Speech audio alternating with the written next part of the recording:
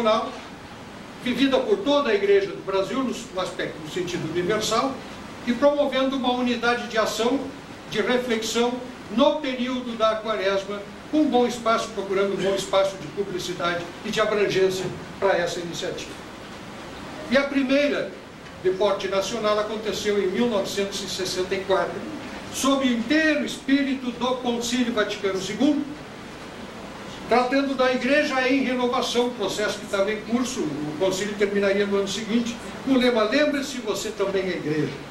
No ano seguinte era a paróquia num processo de renovação, e assim sucessivamente, através dos anos, enquanto ocorriam as campanhas, as primeiras campanhas da fraternidade, estava em curso um outro processo, que provavelmente a maioria de vocês conhece, que foi um processo que de um lado era político, de resistência aos governos militares na América Latina, de outro lado era um alinhamento da Igreja, de setores expressivos da Igreja, com os movimentos de esquerda que aconteciam de motivação política e ao mesmo tempo doutrinárias e ideológicas de esquerda dentro da América Latina, a partir de alguns teólogos europeus e a partir de um movimento começado no Chile, dos cristãos para o socialismo, e a partir daí também uma série de coisas que foram, de movimentos, organizações que foram se constituindo e produzindo uma determinada direção, e já uma determinada divisão,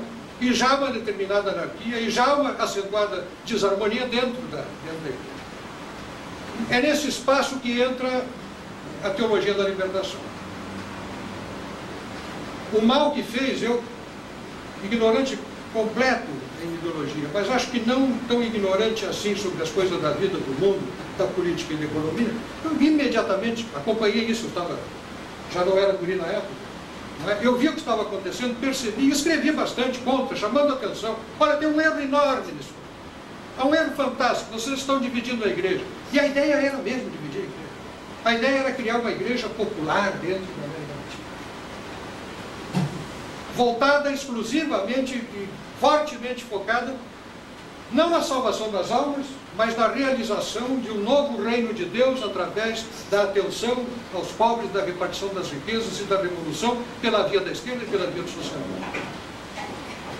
Todos viram isso. Alguém poderá dizer, olha, era exatamente isso que eu queria. Tudo bem. Mas não me digam que não aconteceu. Aconteceu. Não me digam que isso ainda não está influenciando. Influenciou muito. Muito. A partir de 1972, se instala na CNBB uma estrutura de poder totalmente já dominada pelos ditos progressistas, através das gestões, sucessivas gestões, do cardeal Aloysio Lorscheider e de Dom Ivo Lorscheider, seguido do bispo de Mariana, Dom Luciano Mendes de Almeida. Isso foi de 1972 a 1995, portanto, cobrindo um espaço de um quarto de século.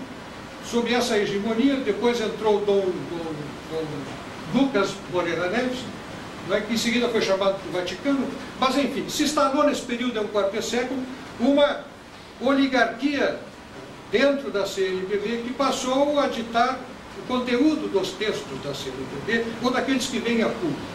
E é muito difícil se encontrar ali qualquer dissonância entre isso e a teologia da libertação, entre aquilo que vem e a teologia da libertação. Exceção feita aqueles documentos que são em Assembleia dos Bispos aprovados, como você faz lá, linha por linha, todo mundo votando, frase por frase, para buscar aquela unanimidade que está recomendada como condição essencial para que esses textos componham e formem doutrina, ou sejam cogentes em relação à Igreja do Brasil. Quando um bispo vota contra, de 1 a 1/3, isso vai para a Santa Sé, poderá ser mandado para a Santa Sé, para, obtendo a aprovação da Santa Sé, tornar-se cogente para toda a Igreja. E quando sai um texto desse, leiam, é perfeito. Agora, peguem um documento da CPT, peguem uma manifestação das pastorais sociais, peguem cartilhas que são publicadas por aí. Não veem como da CNBB, são lidas na sociedade como da CNBB, mas são absolutamente sujeitas a toda forma de contestação, não obrigam ninguém e normalmente estão revestidas de intensos erros, grandes erros.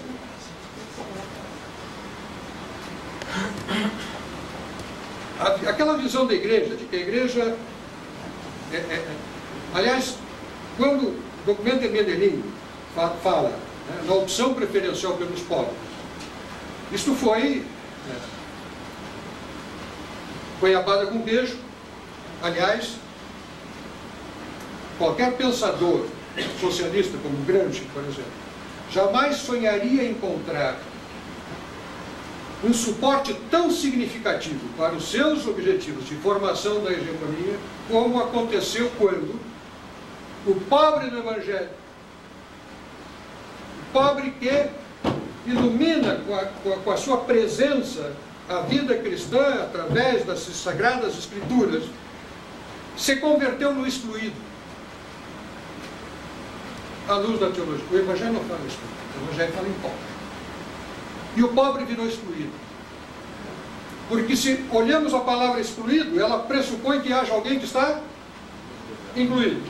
E tirar-se daí que o excluído é excluído porque o incluído está incluído, é uma barbárie. Tirar-se daí que o pobre é pobre porque o rico é rico, é outra barbárie. Qualquer idiota entende. Quanto mais idiota, mais facilmente entende. Mas é falso. É falso. Quem tiver um pouco de luzes perceberá que é falso. Então essa ideia, que vem do método de análise marxista, que dominou parte significativa da igreja, que fez a maioria dos bispos do Brasil, que foi para dentro do seminário, anos a fio. Se entrássemos numa livraria religiosa, era difícil encontrar alguma coisa que não fosse da teologia da libertação. João Sobrinho, Pablo Bicha, Gustavo Gutierrez, Leonardo Boff, Frei Beto, né, ou os europeus, o Padre Poblen, Metz, Volta, enfim, era o que se encontrava. Isso aí foi para dentro dos seminários, formou a consciência social e o religioso e o modo de compreender a religião e a vida social de duas gerações de pais. Então isso está presente. A única coisa que eu peço é o seguinte: não me chamem de bobo. Eu posso ser burro, eu posso ser analfabeto, mas não sou bobo. Quer dizer, não me digam que eu não li o que li, que eu não vi o que aconteceu não aconteceu como aconteceu. Não me digam. Se alguém tiver alguma dúvida em relação a esse permanente alinhamento da maior parte dos documentos que não saem, estão saindo da Assembleia Geral dos Bispos, saem das suas assessorias, ou saem com a assinatura de um bispo, como uma cartilha, como um documento,